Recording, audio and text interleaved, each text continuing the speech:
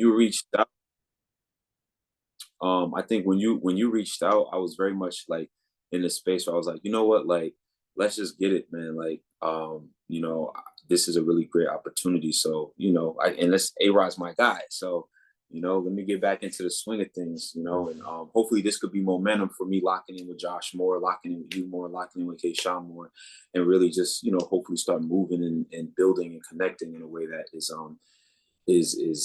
impactful for all of us, man. I think at our age, we're like, we try and get it. So, Yeah.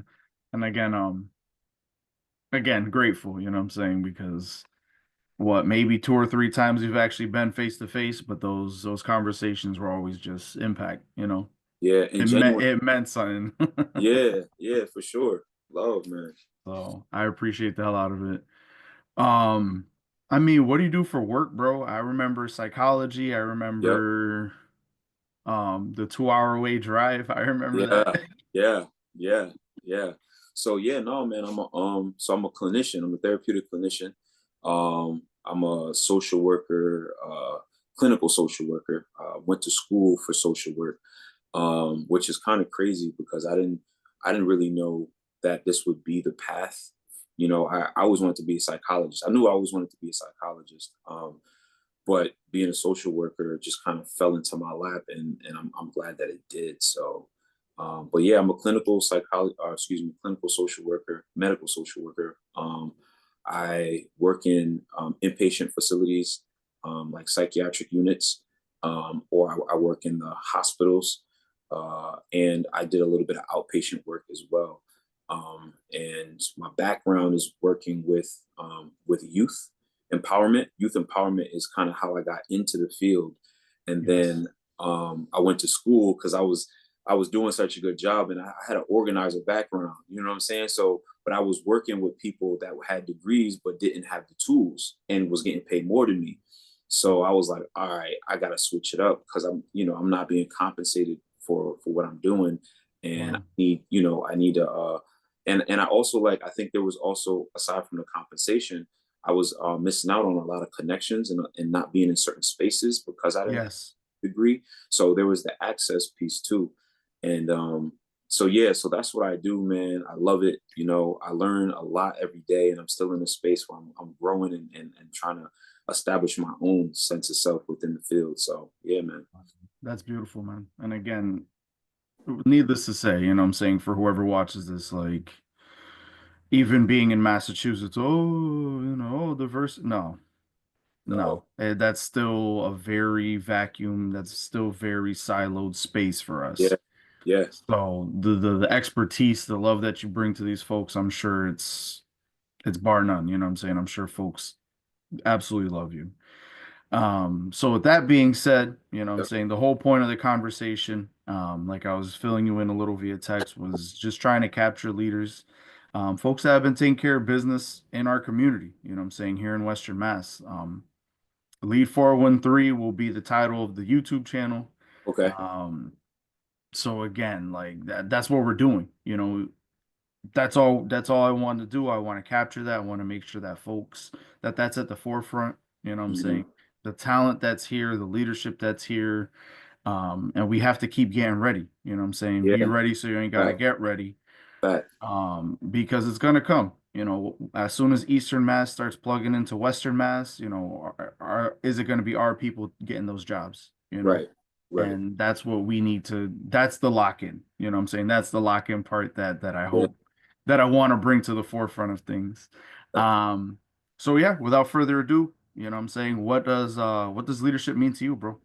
Yeah, man. I feel like leadership could look like a lot of different things, right? But I feel like at its core, leadership is really taking action and stepping into your greater purpose while also helping people along the way, right?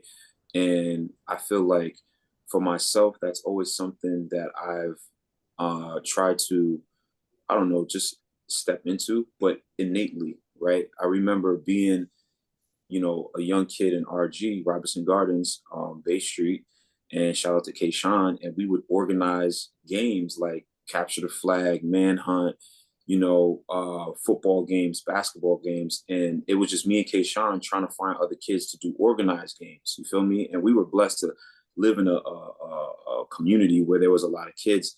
And we was outside all the time anyway. That's just but we were organizing shit, right? It was different. Like we were, so it got to the point where kids was coming to the stoop to be like, yo, like what we doing today? You, What's you feel me? next? Right. So, I think that was like my first little taste of leadership, like stepping into that leadership role was organizing very early. Fast forward, I want to say in my early 20s, I joined an organization called Julius Ford Healthy Living Community. And this was an organization that was very much centered around youth empowerment.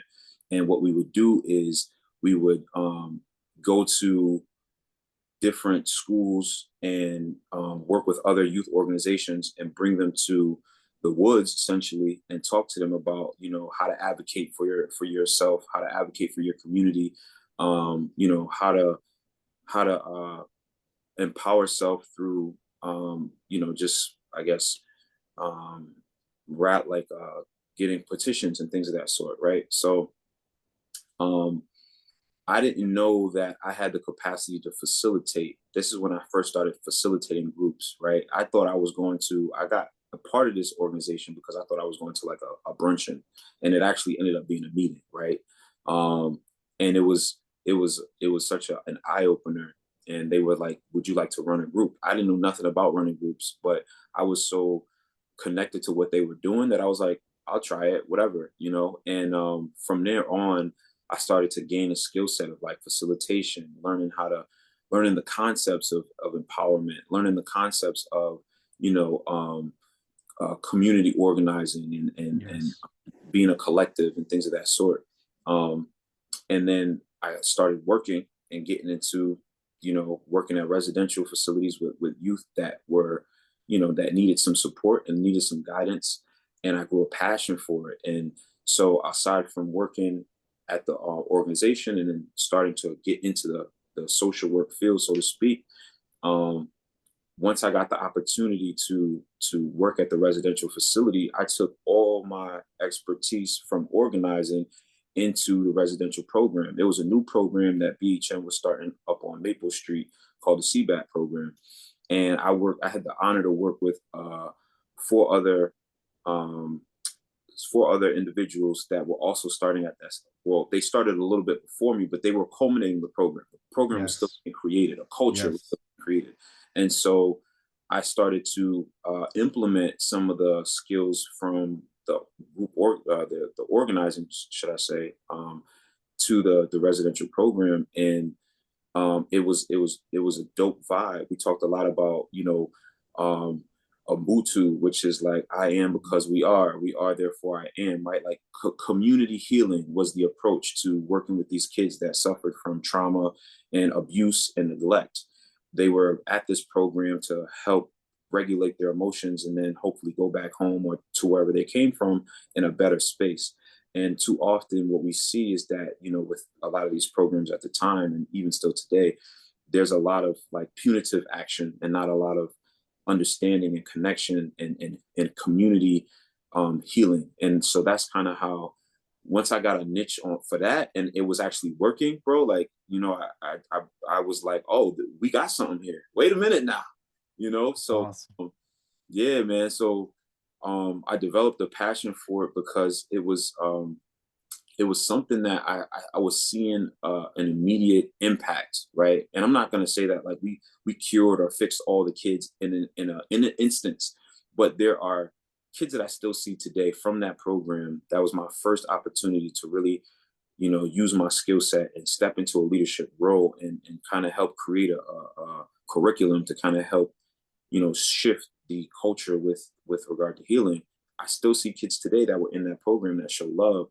And there were kids at the time that, they would be there and they would start to grasp the collective community concepts. Yes. Um, and it was just really beautiful thing to see. So yeah, man, I think once I started kind of getting into the groove of seeing like, oh, okay, like if I have something that is um if I have something that is uh, impactful enough where I'm trying to help people and they're willing to adopt these ideas, etc. And it's a good thing. Why not keep this thing going? So Facts. so yeah, man, that's kind of my background a little bit. No, no, that then again impactful. You know what I'm saying? A lot of a big thing, a big theme is, you're not born a leader. You know what I'm saying? Folks Right. just, oh wow, this is something that I want to nurture. This is something I want to build. This is something I like to do. Yeah. And this is again, you don't even plan on doing it or you don't plan on helping anybody, but then you're like, wait, there's a need there. Right. I have the skills, I can fill it. Right. And then all of a sudden just starts growing and growing and growing. So Right. that's absolutely phenomenal. Um, so do you think that there's any traits that separate a good leader from a great one? Definitely. That's a really good question. I feel like a great leader has the capacity to hold himself accountable. I think good leaders, I think a great leader, yeah. So accountability, right? I think would set a great leader apart from a good one for sure. I would also say um, the capacity to always reach for higher and not just stay stagnant. Like Yeah. I've learned that within my career field, like I have colleagues that are around me that they got their degree and they just kind of settled, so they like there's no more independent learning, Yep. right? And I think a great leader continues to independently learn and develop himself so that he can become a master. Yep. And I don't think it ever stops, right? Um, and I think that is probably one of the biggest separations is really always looking inward and seeing how can I be better at this thing just because I'm at a certain you know uh position or title or threshold or whatever it is that we do, right? We all work in different facets and we have different um uh lanes that we're in as people trying to develop ourselves and be our best selves. But I think those of us that are constantly working and striving to set a higher standard for ourselves, I think Yeah. that separates us from those that are just kind of like okay with where they are. Yeah. Yeah. And then talking, again, with regards to not even this thing falls in your lap. Right. Right. I believe 100% that just by you wanting to do better, it ripples to other people's lives as well because they see it. You're not wrong. And folks that are aware, folks that are genuinely self-aware, Right. um, they feel it and they absolutely want to do better for themselves and then challenge themselves to do more for the community. And again, hopefully the point of the series. So Right. I appreciate you bringing that to light. Right. Um, I think it's also I also like, this just came on me as well. I think great leaders aren't ego driven. I think that's a big one, right? Especially in the yes, context of community, right? And we thinking about leadership more specifically within the community. Serving a higher purpose. I think something that we see is sometimes people will take on a leadership role within the community and then develop a certain level of status, and then kind of stick more to the status piece instead of actually like the work. Like it's kind of like this thing where you lose sight of why you got into it in the first place. So I think a great leader is not ego driven in that even though you might get a certain level of status and acclaim, right? You're still rooted in the purpose of why you're doing that work in the first place. Whew. Yep. Yeah. Because we You see might it a lot, bro. you might ruffle some feathers with that one, but Yeah, I'm ready. I'm ready. I hope you're ready for it. bro. I feel like we see that a lot, man. Like, and shout out to people in our community that are making a difference.